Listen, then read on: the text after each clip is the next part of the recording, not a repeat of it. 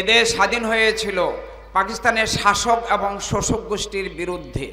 আমাদের মৌলিক অধিকার খর্ব করা হয়েছিল, পাকিস্তানের শাসকরা আমাদের মৌলিক অধিকার খর্ব করেছিল। কিন্তু আমরা কি দেখলাম? দেশ স্বাধীন হওয়ার পরে দেখলাম যারা ক্ষমতায় এসেছে তাদের অবস্থান ভারতের আশীর্বাদ পুষ্ট হয়ে তারা এদেশের ইসলাম এবং মুসলিম জাতিসত্তার বিপক্ষে অবস্থান নিয়েছে। তারা এদেশের গণতন্ত্রকে মাত্র 13 মিনিটের ব্যবধানে গলা টিপে হত্যা করেছে। ইসলাম নামে মুসলিম নামে যত শব্দ ছিল, আমার এক ভাই এর আগে বলেছেন, একে একে সবগুলো নাম, সবগুলো কোরআনের আয়াত বিষয় নির্বাসিত করেছে।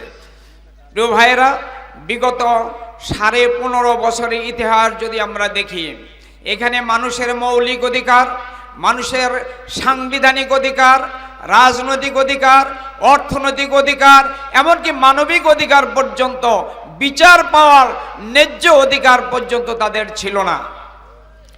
প্রিয় ভাইয়েরা, এই দেশের এই শাসকের মতো এই রকম স্বৈরাচার, এই রকম জালিম অতীতে যুগে যুগে দেশে দেশে আরও সৃষ্টি হয়েছিল। আপনারা নিশ্চয়ই ফেরাউন নমরুদের কথা জানেন।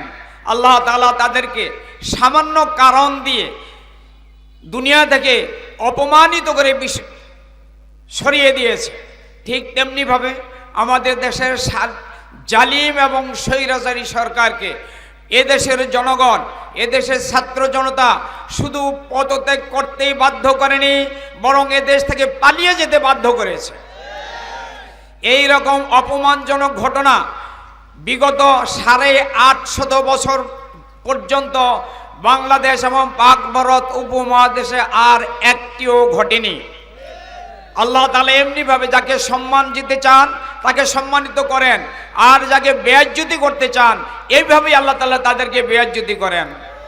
আল্লাহ তাআলা কোরআনের ভাষায় অতুইজ্জু মান তাশাউ অতুজিল্লু মান তাশাউ বিয়াদিকাল খায়র, আল্লাহ তাআলা বেইজ্জতির সাথে আমাদের দেশের স্বৈরাচারকে এই দেশ থেকে সরিয়ে দিয়েছে, এই দেশ থেকে পালিয়ে যেতে বাধ্য করেছে। প্রিয় ভাইয়েরা, এই সরকার সরে যেতে চায়নি। আপনারা জানেন, এই 5ই আগস্টের এই স্বাধীনতা অর্জনের জন্য প্রায় 2000 ছাত্র জনতাকে জীবন দিতে হয়েছে।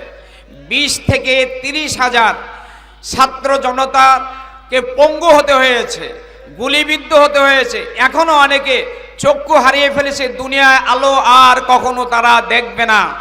মৃত্যু শয্যায় এখনো অনেকে পাঞ্জা লড়ছে। এমত অবস্থায়ও এই স্বৈরাচার সরতে চায় নাই। ক্ষমতায় অধিষ্ঠিত থাকার জন্য আর্মি অফিসার এবং বিভিন্ন বাহিনীর লোকদেরকে তারা বলেছে, পুলিশ বাহিনী যেইভাবে গুলি করে লোক হত্যা করছে তোমরা কেন তা পারছো না।